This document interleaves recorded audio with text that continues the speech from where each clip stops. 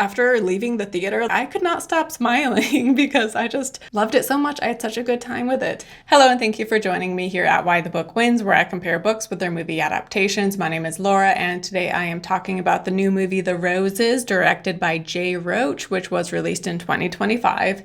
And I recently did a book versus movie video where I compared the book, The War of the Roses, with the 1980s movie, which was directed by Danny DeVito. And The Roses is a remake of that story, so that is why I am reviewing it today. And I will not be going as in-depth into the book or the 80s movie in this video, so if you want to hear more about those two, definitely watch that other video. And this video will start out spoiler-free, but once I get into the spoiler section, I will warn you, of course, and I will be getting into spoilers for all three once I'm in that spoiler section.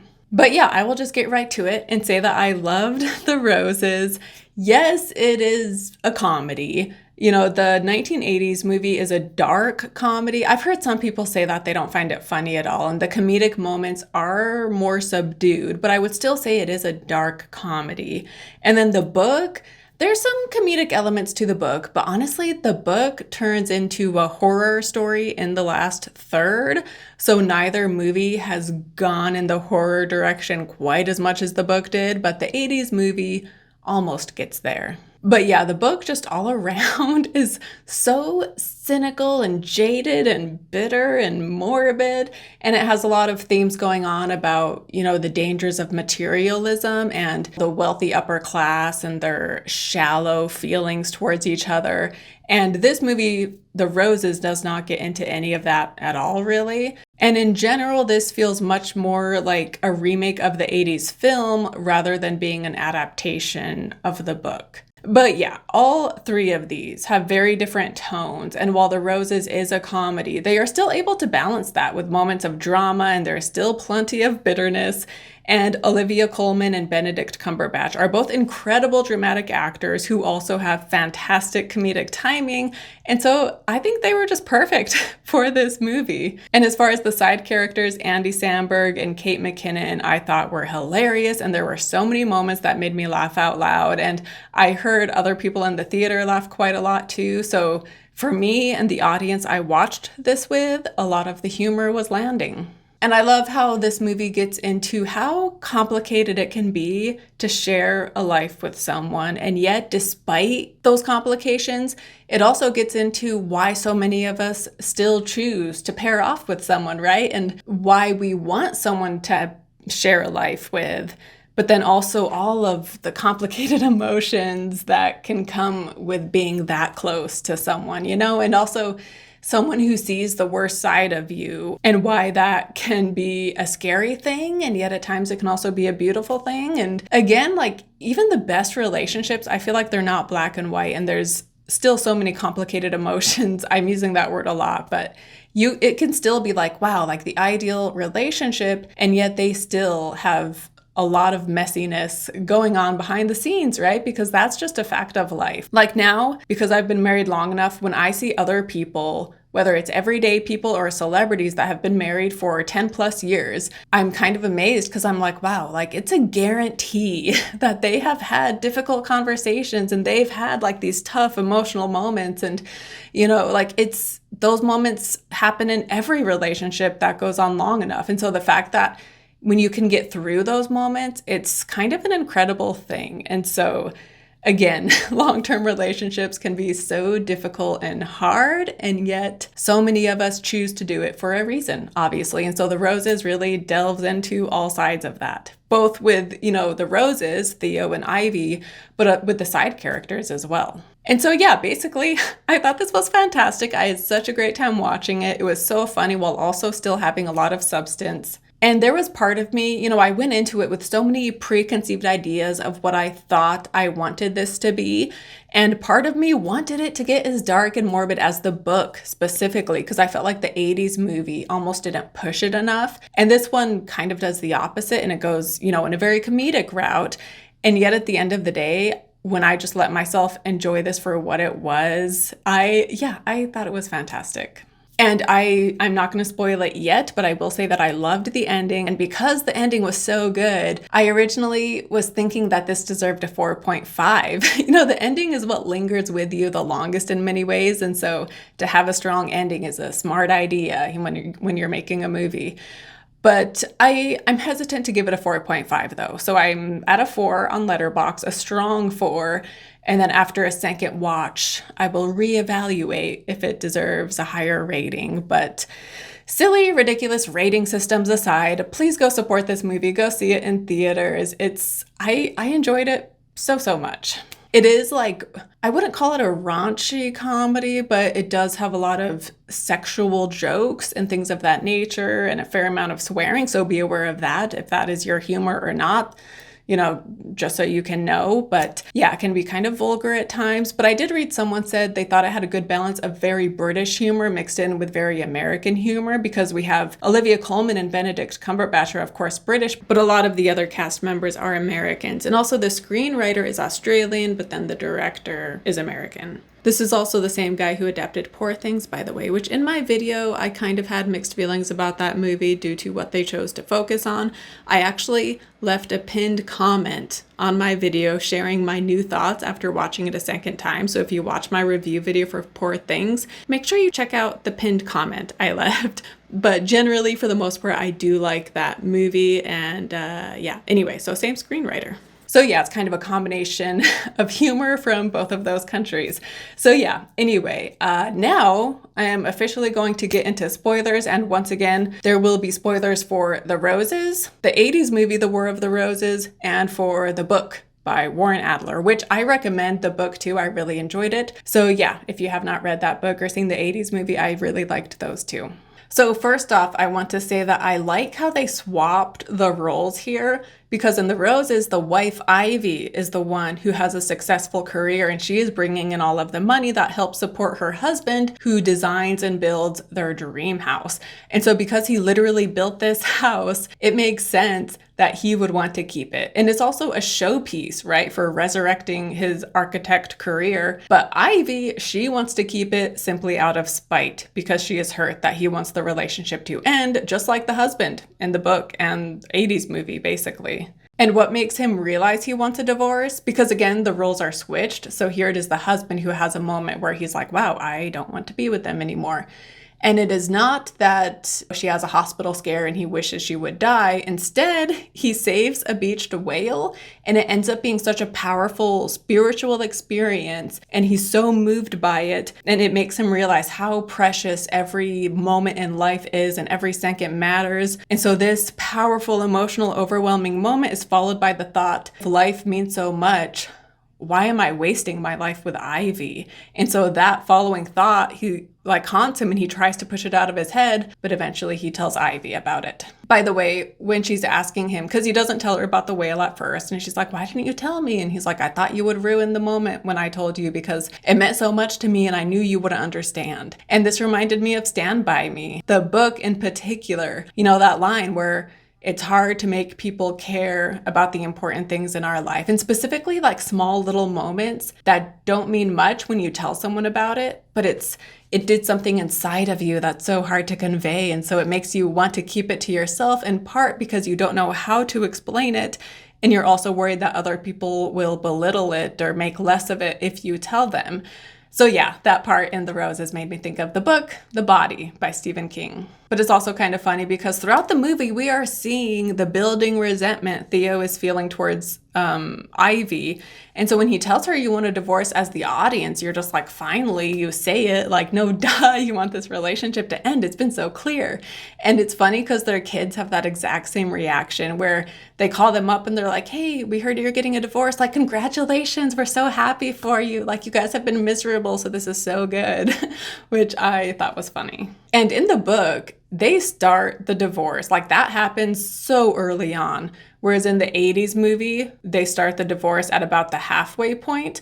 Whereas here, we are over an hour into this 1 hour, 45-minute movie before it happens. So we only spend like 30 minutes or less in this section of the film. And the things they do to each other, like to torture each other, are shown in like a montage type of scene.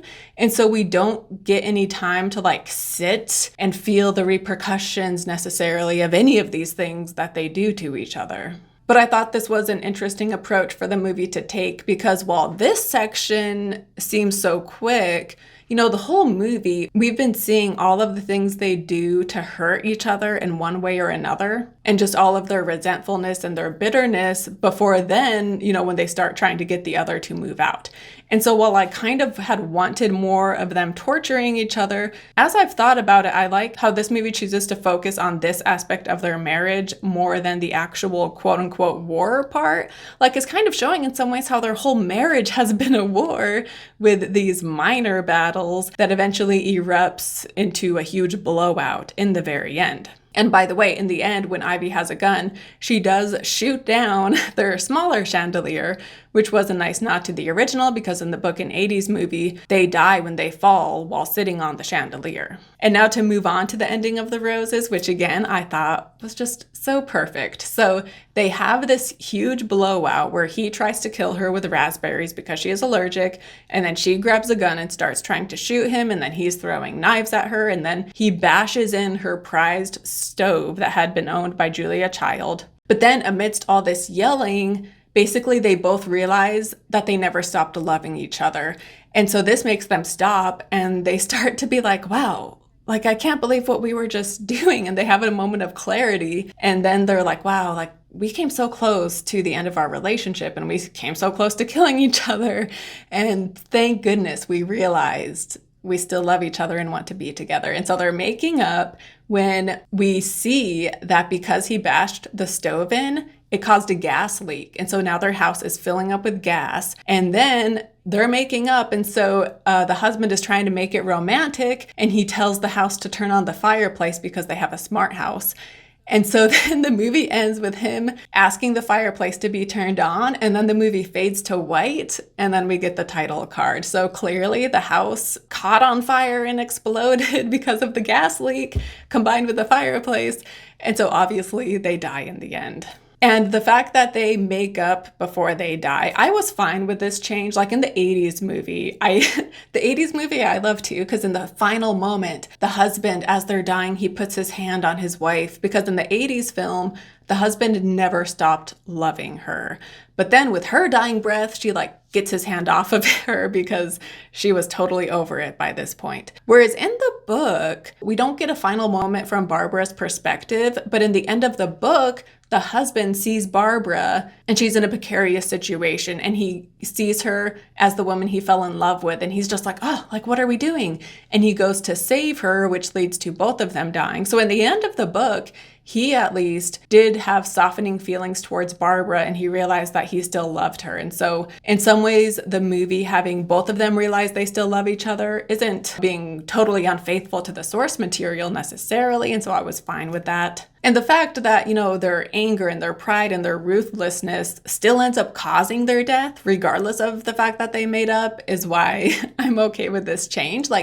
My biggest fear going into this movie is that they would live in the end. I was so worried that that's what would happen. So yeah, I loved the way they died. I loved the way the movie showed it. And because this movie is more lighthearted, there's still, again, plenty of bitterness here. And yet I think this is the perfect way to have such a quote unquote morbid ending of sorts on a movie that has been more comedic. So yeah, anyway, I thought it was great. At one point, when she realizes that she doesn't want to kill him, she keeps saying how the gun has a hair trigger.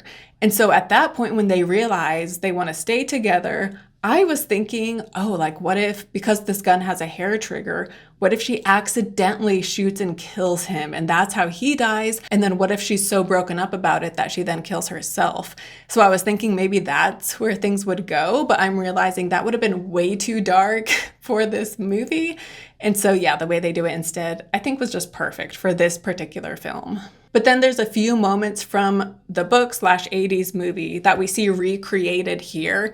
And I just love how they took so many of these key scenes, but put their own spin on it. And this is what I want from a remake. As far as an adaptation goes, it doesn't have to be super faithful, but I like it to be relatively faithful. But when it's a remake in particular, I don't want an exact remake, right? I want something like this, where they take existing moments and put a twist on it. This is what I want from a movie like this. So anyway, I just wanted to mention a few of the memorable scenes from each that are redone here. So in the book and 80s movie, we get that part where the husband ruins a fancy dinner being held by the wife. In the book, he spikes the food with a laxative, which gives everybody explosive diarrhea, which was definitely reminding me of that scene in Bridesmaids. So it makes sense that the roses didn't recreate that, because it would have felt just like they were copying Bridesmaids at this point. But in the 80s movie, he ruins the dinner by showing up drunk, and then he just ruins everything. And here we get a scene where they are having people over for dinner to show off the house that Theo has built. And Ivy has been drinking too much, and she makes a scene, and they're arguing, and just the whole thing is ruined, and she's throwing food at people. And so that was this movie's equivalent. But then in the book, along with the fact that he spiked the food at the party she was hosting with a laxative, there's also other moments where he will ruin her food for catering events. So he messes with her food a lot in the book. And so in the movie, there is a part where he has messed with the food she is serving at her restaurant. So he puts a variety of things in a variety of dishes. And one of them is that he puts magic mushrooms in one of the meals. And so you have a bunch of people that are tripping. And this was also similar to the book, kind of, because there's a scene when the wife spikes the husband's wine with LSD and he starts to trip. And so, using hallucinogens while also combining that with them messing with the food was kind of similar. And then also, of course, in the book and 80s movie, we get a scene where Barbara calls a truce and she makes food for Jonathan / Oliver and tells him that they need to put an end to this, only for her to then reveal that he is eating his dog because she put it in the pate. And here, Theo does something similar where they're having a moment of peace and he has some food that he gives to her for it to be revealed that the food has raspberries and she is deathly allergic to raspberries. And so it almost seems like he's gonna let her die unless she signs the contract. And so ultimately he saves her with the EpiPen. But yeah, this part where he reveals that raspberries are in the dish, it was very similar to that moment in the book, which obviously I went into this movie. It's a major motion picture that's trying to appeal to a wide audience, made in 2025 or being released in 2025. So I, of course, knew that they weren't going to recreate the scene where she feeds him the dog, because that is just so twisted and morbid and disturbing, and that would only work in a horror movie. And so I knew they weren't going to do that here. And so I thought this, where he just reveals that she's eating raspberries, was a nice, tame spin to put on that scene. And then also in the book, there is a woman named Anne who is their au pair, basically the nanny. Their kids are teenagers, but she is there to help with the kids. And she is super into the husband. And at one point, she even seduces him and they have sex. But yeah, whenever you're in her perspective, she's always just he's so dreamy, he's so handsome, and whatever. And so we kind of get this here with the Kate McKinnon character, who is super into Theo and is constantly coming on to him. Speaking of which, there's a few funny moments, funny lines I wanted to mention. I obviously wasn't taking notes during the movie, so I don't remember all of the scenes that made me laugh, but I just wanted to mention a few of them. So first of all, like I said, Andy Samberg has a lot of funny lines, and one of them is when he's talking to Theo and he says something about how most people live life never accomplishing anything, never leaving a mark, and they just live their day-to-day lives that sucks, and it just makes you wonder what the point of it all is. And Theo is just oh, are you okay? And he's oh yeah, I just heard that on a podcast. And when I heard it, I was oh, thank God that's not me. Even though clearly the way he says it, obviously that is how he feels. And so just their line delivery in that scene I thought was really funny. And then also when Theo and Ivy first meet is kind of a ridiculous scene. He has just met her literally seconds ago, and she says how she's gonna be moving to the USA in 1 week. And he's well, maybe I'll join you. And she's we haven't even had sex yet. And he says, yeah, but that's only minutes away. And then they proceed to have sex in the walk-in fridge of all places. Like that couldn't have been a pleasant experience in the fridge. So them meeting, like that was a funny line when he's like, yeah, but that's only minutes away. Like that line was so good. But everything else about the way they meet was sort of ridiculous, but I don't know. Maybe that was the point. And then, yeah, Kate McKinnon was hilarious. I loved her when she was on SNL, and there were maybe one or two scenes in this movie that I felt like maybe weren't the funniest, but overall I thought she was great. And again, her obvious crush on Theo was reminding me of Anne from the book. And at one point, you know, she's coming out to Theo and he says like, wow, like you would really leave your husband to be with me? And she's like, what? Like, no, I would never leave him. Like, I just want to get freaky for one night. And she's a hypochondriac. So she's like, you know, when I get breast cancer, I know who I want driving me to chemo, and that's Barry. I think Barry was Andy Samberg's name. And so that was kind of funny. And then also the part when they're arguing at the dinner table and there's just a lot of stress and tension going on. She's like, as an empath, I'm finding it really uncomfortable to be here right now. And then another funny line is when they come over to the house and see how amazing it all looks. And he's, you know, thriving after having such a failure years prior. And she says something like, I never thought seeing a white man reclaim his power would be so inspirational, which that line was also just so good. But yeah, like I said, there are certain things I could nitpick about this. And that's one of the reasons I'm giving it a 4 is because there's enough things that I'm like, I don't know about this or that. And yet the things I would nitpick, I almost don't even care about because the movie as a whole was just so good. I'm already looking forward to seeing it a second time. And I really hope more people go see it and support this movie. After leaving the theater, I could not stop smiling because I just loved it so much. I had such a good time with it. And while it wasn't everything I thought I wanted it to be, what it did end up being was honestly just perfect for what it is. And so, yeah, I know I'm probably overhyping it at this point, but I really did love it. I know people also have the attitude whenever something is a remake, they'll be like, oh, like nothing can ever compare with the original. But that attitude kind of annoys me, to be frank, because first of all, like I get it's a remake, but none of us want a shot-for-shot remake, right? That would be pointless. The reason for a remake is for someone to come along years later and put their own unique spin on the story, right? And I love that that is exactly what this movie does. It takes the story and so many iconic moments, but puts a twist on it. And so, yeah, when you let go of maybe preconceived ideas and when you let go of the being like, oh, you know, no one can compare with Kathleen Turner and Michael Douglas, it's like they're not trying to be Kathleen Turner and Michael Douglas. So drop that and just enjoy the movie for what it is, you know? So maybe that's a controversial opinion, but I have nothing against remakes, honestly, when they're well done, of course. You know, the 2013 Carrie is an example of the kind of remake I don't like because they tried to stay so close to the original that it made me feel like, what was the point? And maybe the moments I liked best in that Carrie are when they did put a twist on something. And so, yeah, I feel like the whole point of a remake is to change it to some extent, but obviously you need to keep the key aspects the same. Again, they had to die in the end, and if they didn't, I would have been so upset. And so I love that they stay true to that. So anyway, yeah, I guess that wraps it up for my thoughts on The Roses. Again, check out my video for the original book and movie if you want to hear more. And yeah, let me know your thoughts. What did you think? Did it make you curious in reading the book? Which I, again, would highly recommend. It's so different in tone, but I loved the book and I would definitely recommend that too. So yeah, anyway, thank you so much for watching. Don't forget to like and subscribe, and I will see you next time. Bye.